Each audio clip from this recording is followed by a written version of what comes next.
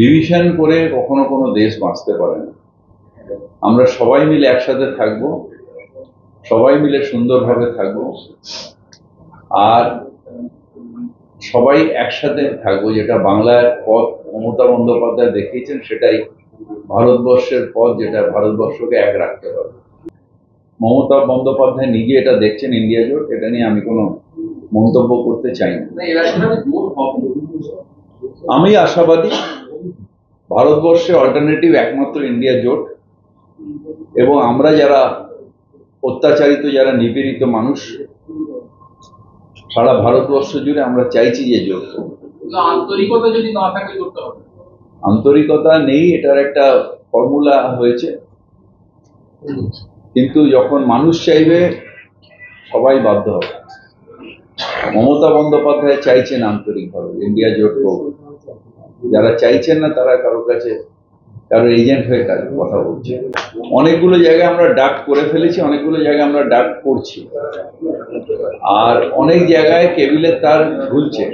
আমি আপনাদের মাধ্যমে তাদের বলতে চাই যে ইমিডিয়েটলি পরিষ্কার করে দিন। আমরা কিন্তু গেলে কোনটা লাইভ কোনটা ডে মানে নন ফাংশনিং আমরা জানবো না, তখন আমরা কেটে দেবো। অনেক জায়গায় দেখছি ল্যাম্প পোস্ট থেকে ঝুলে একদম পুরো শেকড়ের মতন পড়ে যাচ্ছে কেবিলের তার, সেগুলো কিন্তু এবার আমরা খুব স্ট্রিক্টলি কাটবো, কারণ এরকম ভাবে কলকাতাকে নোংরা করা যাবে না। একটা জায়গায় মানুষ সচেতন হচ্ছে না, পুলিশিং করে দৌড়ে গিয়ে প্রেস দৌড়ে যাবে তবে একটা পুকুর পরিষ্কার হবে, এটা কাম্য না।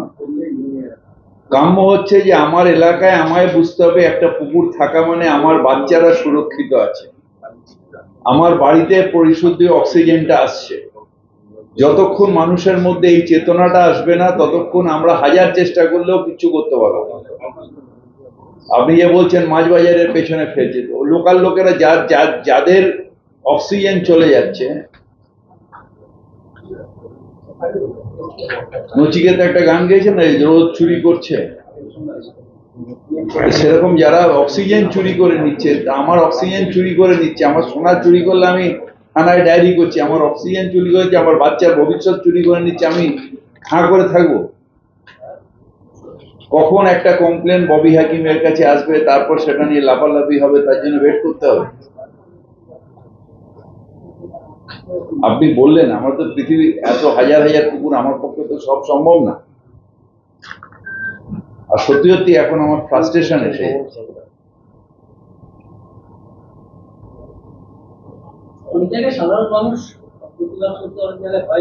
ভয় না, আপনি থানায় একটা ডায়েরি করুন, আমাকে জানান, পলিউশন কন্ট্রোল বোর্ডকে জানান, হোয়াটসঅ্যাপ চ্যাট এত কিছু দেওয়া আছে, গোপনে জানান। অনেক ক্ষেত্রে দেখা যায় যে কোনো লোক যদি ধরুন নিজে ইনিশিয়েটিভ নিয়ে থানাতে ডায়েরি করতে গেল, থানা আগে পুরো খবরটা নিয়ে যদি দেখলো যে এর সঙ্গে কেউ বা কারা ইনভলভ আছে, তখন তো তারা ওটা নেয়ও না। এরকম যদি হয় তাহলেও প্রশাসন আছে, তার জন্যই তো এমএলএ রয়েছে, মন্ত্রী রয়েছে, আমরা রয়েছে, এবং আমরা অ্যাভেলেবেল নই এটা তো কেউ বলতে পারবে না। এখন যে পার্টি অফিসে প্রত্যেকে নিজেদের এলাকায় বসি আমরা বেশিরভাগ, আমাদের কাছে আসলেই তো আমরা বলে দেবো, থানা কেন করবে নেবে না, ইট ইজ দেয়ার ডিউটি। বারবার করে মুখ্যমন্ত্রী বলছেন যে থানা হলো ফ্রেন্ডলি, তাকে নিতেই হবে সবকিছু।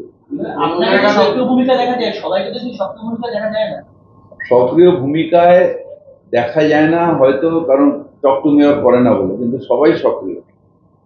কিন্তু মানুষকে আরো বেশি সচেতন হতে হবে। আমার পাড়ায় ধরুন আমি আপনি ছেড়ে দিন, আমি এমএলএ নই, মন্ত্রী নই, কাউন্সিলর নই, কেউ নই, আমার পাড়ায় একটা মাঠ দখল হচ্ছিল, তখন আমি কেউ না, তখন আমার 25 বছর বয়স, আর একটু কম। তো সেই মাঠটার জন্য আমি আন্দোলন করেছি, দৌড়েছি, বামফ্রন্ট সরকার ছিল, পাশের থেকে অনেক বড় বড় গুন্ডারা এসেছিল, কিন্তু আমরা তো লড়েছি এই মাঠটার জন্য। ইলিগালি মাঠটার প্রমোটার নিয়ে নিচ্ছে, খেলার মাঠ।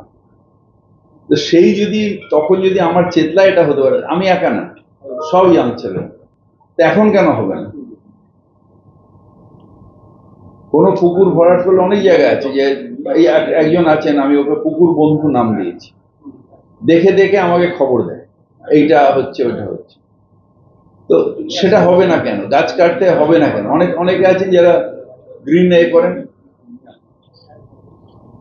বনানী কক্করের মতন মানুষও তো আছে যে সবসময় আমাদের, হয়তো উনি ফিজিক্যালি দাঁড়াতে পারেন না, কিন্তু ইনফরমেশন দেন, সেটা নিয়ে দৌড়দৌড়ি করেন, কর্পোরেশনে আসেন তো। এরকম আরো চেতনা মানুষের মধ্যে আসবে না? এনভায়রনমেন্টালিস্ট নিজে কেন এনভায়রনমেন্টালিস্ট থাকবে? আরো গ্যাং অফ এনভায়রনমেন্টালিস্ট তৈরি হবে না? আমি শুধু ওই প্রশ্নটা করলাম যে ওনার একটাও এমএলএ নেই কেন? আমি কার হাত শক্ত, কার হাত দিলে আমি করতে পারবো। দাদা, বিরোধীরা বলছে যে আমাদের রাজ্যে সদিচ্ছার অভাবে জমিজট নামছে না, তাই রেল প্রকল্প হচ্ছে না, রেল লাইন হচ্ছে না, যথেষ্ট সক্রিয়। রাতারাতি রেলওয়ে হয়ে গেছে। তার কারণ ওখানে বুলডোজার আছে, এখানে গণতন্ত্র আছে। ওখানে যেভাবে করা হচ্ছে তাতে লোকের সাহস পায় না। এখানে গণতন্ত্র আছে, এখানে ওরম ভাবে উচ্ছেদ হয় না। আমরা বুঝিয়ে সুঝিয়ে কাজ নিয়ে করেছি তো আমরা এতগুলো। নাহলে মেট্রো রেল প্রকল্প হচ্ছে কি করে? আমরা তো জায়গা দিয়েছি, কয়েক হাজার কোটি টাকা আমরা মকুব করে দিয়েছি সেই জায়গা দিয়ে। এতগুলো রাস্তার প্রকল্প হচ্ছে কি করে? অযোধ্যা আমি করতে পারবো না, কারণ ওখানে বুলডোজার চলে, এখানে মানুষের অধিকার চলে। কিন্তু মানুষকে বুঝিয়ে উন্নয়নের জন্য নিশ্চিতভাবে আমরা কাজ করি। আমাদের কাছে যা ইনফরমেশন ভুল হতে পারে যে বামফ্রন্ট আমলে প্রায় ওই বোরোতে প্রায় 450 পুকুর বুঝিয়ে দেওয়া হয়েছে। সুতরাং ওইটা রেকর্ড আমাদের কাছে এখন নেই, কারণ পুকুরগুলো কি ছিল না ছিল তখন তো হতো না, জিএস ম্যাপিং হতো না, এই লিস্ট অফ পয়েন্টস থাকতো না। আমি বলছি তো যে ওটা আমরা আসার আগে প্রায় 400 পুকুর বুঝিয়ে দেওয়া হয়েছে। সেটা হয়তো 80s থেকে হতে পারে, 80s থেকে নিয়ে আর 2000 পর্যন্ত। আচ্ছা, এই 850 যে 450 পুকুর যে 450 পুকুর আপনি বলছেন যে বুঝিয়ে দেওয়া হয়েছিল মামলা, তাহলে এটা তো রেকর্ডে নিশ্চয়ই আছে। এটা হলো যারা লোকাল ইনকোয়ারি করে বলে হয় যে এইটা পুকুরের ছিল, ওইটা পুকুর ছিল। এবার তখন তো লিস্ট অফ পয়েন্টস বার করতো না। প্রথম লিস্ট অফ পয়েন্টস বার করে যখন সুব্রত মুখার্জি মেয়র হয়ে এসেছিলেন, তার আগে তো পুকুর নিয়ে কেউ চিন্তাই করেনি। তো সেই সময় যেটা হয়েছে, আমরা পুরোনো রেকর্ড দেওয়া, তখন ওগুলো সব ছিল এরিয়া ছিল, গার্ডেনিং মিউনিসিপ্যালিটি ছিল 80s এ। 2000 পর্যন্ত ওই রেকর্ড আসছে যাচ্ছে, আমাদের কর্পোরেশনের কিছু ছিল না। পরে যখন কর্পোরেশনের নিজস্ব রেকর্ড হলো 2000 সালের পরে, তখন থেকে এই প্রবণতাটা কমে, কিন্তু 100% কমায়নি। এখনো প্রবণতা আছে। এখন আমরা দৌড়ে যাচ্ছি বলে আটকাতে পারছি, সেই অ্যাক্টিভিটিসটা তখন ছিল না। প্রবলেম হচ্ছে যে, সমস্যা হচ্ছে যে সিপিএম এর সাথে মিশে কিছু কংগ্রেস নেতা একেবারে সিপিএম পন্থী হয়ে গেছে, যে জন্য আমাদের তৃণমূল কংগ্রেস করতে হয়েছে। যে পতাকাটা হাতে নিয়ে অধীর চৌধুরী কথা বলছেন, সেই পতাকায় 50,000 কর্মী মারা গেছে। 21শে জুলাই যখন সিপিএম এর প্ররোচনায় পুলিশ গুলি চালিয়েছিল, তখন কিন্তু আমরা কংগ্রেস করতাম। মমতা বন্দ্যোপাধ্যায় কিন্তু হাজিরার মোড়ে যখন মার খেয়েছে, তখন আমরা কংগ্রেস করতাম। অনেক রক্ত দিয়ে কংগ্রেসটা এসছে, কংগ্রেসের লড়াই হয়েছিল, তারপরে তৃণমূল কংগ্রেস আমরা করেছি। সুতরাং অধীরবাবু নিজের সত্তা বিক্রি করতে পারেন, আমরা পারবো না। আমরা বিজেপির বিরুদ্ধে লড়বো, সিপিএম এর বিরুদ্ধে লড়বো। হ্যাঁ, কারণ ব্যাপারটা যে যদি কেউ ভুলভাল বকে করবেন কেউ না, উনি আগের থেকে এটাকে ভেস্তে দিতে চাইছেন। এখন কার প্ররোচনায় করছেন বলতে পারেন, সিপিএম এর নাম করছেন, আর পেছন দিকে কাকে সাহায্য করতে চাইছেন সেটা আমি বলতে পারবো, কিন্তু এটা ঠিক হচ্ছে না এখানকার। সেই জন্য আজকে অ্যাসেম্বলিতে 0, মমতাকে হারিয়েছি, বিজেপিকে হারিয়েছি। তোমার সবকটা সিট বিজেপির হাতে তুলে দিয়েছো। বহরমপুর লোকসভার আন্ডারে সবকটা বিধানসভার সিট বিজেপির হাতে তুলে দিয়েছো, কার স্বার্থে? হারাওনি। সেই সময় তুমি জিতেছো ঠিক, কিন্তু তারপর যখন বিধানসভা নির্বাচন হয়েছে, সিটগুলো তুলে দিয়েছো তুমি। আজকে আর কংগ্রেসের অস্তিত্ব নেই, কারণ একটাও এমএলএ নেই।